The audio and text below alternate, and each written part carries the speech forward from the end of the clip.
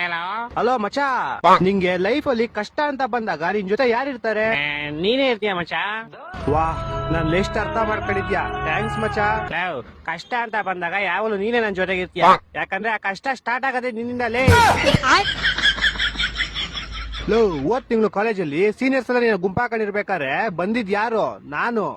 ನಿನ್ ಹುಡುಗಿ ಮ್ಯಾಟ್ರಿಗೆ ಅವತ್ ನೀನ್ ಕಾಲೇಜಿಗೆ ಬಂದಿರ್ಲಿಲ್ಲ ಅಂತ ನಿನ್ ಜೊತೆ ಯಾವಾಗಲೂ ನಾನೇ ಸುತ್ತಾಡ್ತೀನಿ ಅಂತ ನಿನ್ ಬದಲು ನನ್ನನ್ನು ಹಾಕೊಂಡು ಹೋಗಿದ್ರು. ಅವಾಗ ನೀನ್ ಬರ್ದಿರ ಇನ್ನೇನ್ ನಿಮ್ ತಾತ ಬರ್ತಾರ? ಆಕ್ಚುಲಿ ನಿಜ ಹೇಳ್ಬೇಕಂದ್ರೆ ನಿನ್ ಕಷ್ಟಕ್ಕೆ ನಾನ್ ಜಾಸ್ತಿ ಆಗಿರೋದು. ನೀನ್ ಯಾವಾಗ ಆಗಿದ್ಯಾ? ಅವತ್ ತಿಂಗಳು ನನ್ನ 500 ರೂಪಾಯಿ ದುಡ್ಡು ಇಸ್ಕೊಂಡಿದ್ದಲ್ಲ. ಹಲೋ ಅಲ್ಲ ಹಲೋ ಅಲ್ಲ ಹಲೋ.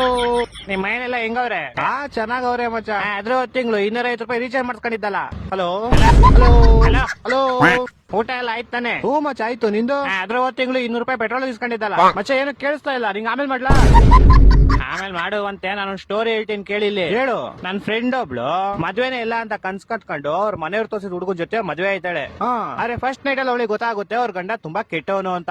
ಅಯ್ಯೋ, ಆಮೇಲೆ? ಇದನ್ನ ಹಿಂಗೆ ಹಿಡ್ಕೊ. ಇನ್ನೊಂದ್ ಸ್ಟೋರಿ ಹೇಳ್ತೀನಿ ಕೇಳು. ಇನ್ನೊಬ್ಬ ನಮ್ ಫ್ರೆಂಡ್ ಇರ್ತಾನೆ. ಅವನು ಜನರಿಂದ ಮರಣವರೆಗೂ ಎಲ್ಲಾ ತರ ಫಂಕ್ಷನ್ ಮಾಡ್ಕೊಡ್ತಾನೆ. ಅವ್ನ್ಗೇನಂದ್ರೆ ಅವ್ನು ಯಾವ್ದೇ ಫಂಕ್ಷನ್ ಮಾಡಿದ್ರು ಜನ ಯಾವಾಗ್ಲೂ ಖುಷಿಯಾಗಿರ್ಬೇಕು, ಹ್ಯಾಪಿ ಆಗಿರ್ಬೇಕು ಅನ್ನೋ ಒಂದ್ ಕನ್ಸರ್ನ್ ಇರುತ್ತೆ. ಇವಾಗ ಹಿಂದೆ ಅವ್ರ ಸ್ಟೋರಿ ಹೇಳಿದ್ನಲ್ಲ, ಅವ್ರ ಮದ್ವೆ ಫಂಕ್ಷನ್ ಇವನೇ ಮಾಡಿಸ್ಕೊಟ್ಟಿರ್ತಾನೆ. ಓಹೋ, ಸ್ಟೋರಿ ಇಂಟ್ರೆಸ್ಟಿಂಗ್ ಆಗಿದೆ. ಆಮೇಲೆ ಮುಂದೆ ಏನಾಗುತ್ತೆ ಅಂತ ಗೊತ್ತಾಗಬೇಕಂದ್ರೆ ಪ್ರತಿದಿನ ರಾತ್ರಿ 8:00 ಸ್ಟಾರ್ ಸುವರ್ಣ ಚಾನೆಲ್ ಅಲ್ಲಿ ಸ್ನೇಹದ ಕಡಲಲ್ಲಿ ಅಂತ ಸೀರಿಯಲ್ ಬರ್ತಾ ಇದೆ. ಅದನ್ನ ಮಿಸ್ ಮಾಡ್ದಿರಾ ನೋಡು.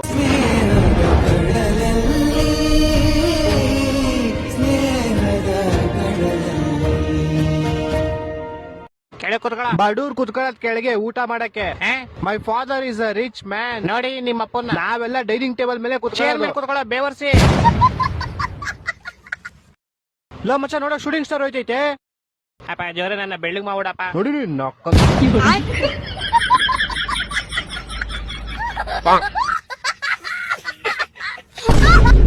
ಅಷ್ಟಂದ್ರೆ ಎಗ್ರ ತಲೆ ಒಂದ್ ಕೂಲಿಂಗ್ ಗ್ಲಾಸ್ ತಾನೇ ಕೇಳಿದ್ ನಾನು. ನನ್ನ ಹತ್ರ ರೇಬನ್ ಗ್ಲಾಸ್ ಐತೆ. ನಮ್ಮ ಅಣ್ಣ ಎತ್ಕೊಂಡು ಹೋಗ್ಬಿಟ್ಟು ಏನ್ ಮಾಡಕ್ ಚಪ್ಪಲಿ ಹೊಡ್ಕೊಂಡು ಆಡ್ಬಿಡ, ಚಿಕ್ಕ ಮುಚ್ಕೊಂಡ್ ಕೊಡೋದು. ಕೊಡ್ಬಿಡ್ತೀನಿ ಪಕ್ಕ. ಹಲೋ, ರಮೇಶನ್ ಮನೇಲಿರೋ ಕೋಳಿ ಸುರೇಶನ್ ಮನೆಗೆ ಹೋಗ್ಬಿಟ್ಟು ಮೊಟ್ಟೆ ಇಕ್ಕುತ್ತೆ. ಇವಾಗ ಮೊಟ್ಟೆ ಯಾರ್ದು ಅಂತ ಹೇಳಪ್ಪ. ಮೊಟ್ಟೆ ಈಗ ಸುರೇಶಂದ. ಯಾಕಂದ್ರೆ ಕೋಳಿ ಸುರೇಶನ್ ಮನೇಲಿ ಬಂದಿರ್ತಲ್ಲ, ಯಾರ ಮನೇಲಿ ಬಂದ್ ಮೊಟ್ಟೆ ಇಡುತ್ತೋ ಅವ್ರದೇ ಮೊಟ್ಟೆ. ಇಲ್ಲ ಲೇ. ಇಲ್ವಾ? ಮತ್ತಿನ್ಯಾರ್ದು? ಮೊಟ್ಟೆ ಕೋಳಿದಲ್ಲಿ. ಈಗ ಒಂದ್ ಆನೆ ಈಜಾಡ ಕೆರೆ ಒಳಗೆ ಹೋಗುತ್ತೆ. ಆಚೆ ಹೆಂಗ್ ಬರುತ್ತೆ? ಹೆಂಗ್ ಬರುತ್ತೆ? ಹೆಂಗ್ ಹೋಗಿರುತ್ತೋ ಹಂಗೆ ವಾಪಸ್ ಬರುತ್ತೆ. ಇಲ್ಲ ಲೇ. ಮತ್ತೆ ಯಾವ ಆಗ್ಬಿಟ್ಟು ಆಚೆ ಬರುತ್ತಲೇ. ಹೊಟ್ಟೆ ಎಷ್ಟು ಉರ್ಸ್ತಾವ್ರೋ ಆ ಭಗವತ್ನ ನೋಡಿದ್ರೆ. ಒಬ್ಬ ಹುಡುಗ ಪ್ರತಿ ವರ್ಷ ಅವ್ನ್ ಬರ್ತಡೆಗೆ ಉಂಡಿಗೆ ₹1 ಆಗ್ತಿದ್ನಂತೆ. 60 ವರ್ಷ ಆದ್ಮೇಲೆ ನೋಡಿದ್ರೆ ಅದ್ರಲ್ಲಿ ಬರೀ 12 ರೂಪಾಯಿ ಐತಂತೆ. ಹೆಂಗೆ ಅಂದ್ರೆ ಅವ್ನು ಯಾರ ಚಪ್ಪಲಿ ಇರ್ತಾನೆ, ಎತ್ಕೊಂಡಿರ್ತಾನೆ. ಇಲ್ಲ ಲೇ. ಮತ್ತೆ ಅವ್ನ್ ಬರ್ತಡೆ ಫೆಬ್ರವರಿ 29 ಇತ್ಲೇ. ನನ್ನ ಮಕ್ಕಳು ಒಂದೊಂದಲ್ಲ ಒಂದೊಂದಲ್ಲ. ಓಕೆ, ಲಾಸ್ಟ್ ಅಂಡ್ ಫೈನಲ್ ಕೇಳ್ಕೊಂಬಿಡು. ಹೇಳು. ಒಬ್ಬ ಹುಡುಗಂಗೆ ಹೆವಿ ಶುಗರ್ ಇರುತ್ತೆ. ಡಾಕ್ಟರ್ ಅವ್ನ್ಗೆ ಸ್ವೀಟ್ ಏರ್ ಬಿಟ್ಬಿಡು ಅಂತ ಹೇಳ್ತಾರೆ. ಅವನು ಲೈಫ್ ಪೂರ್ತಿ ಸ್ವೀಟ್ ಐತಿನಲ್ಲ. ಯಾಕೆ ಹೇಳು?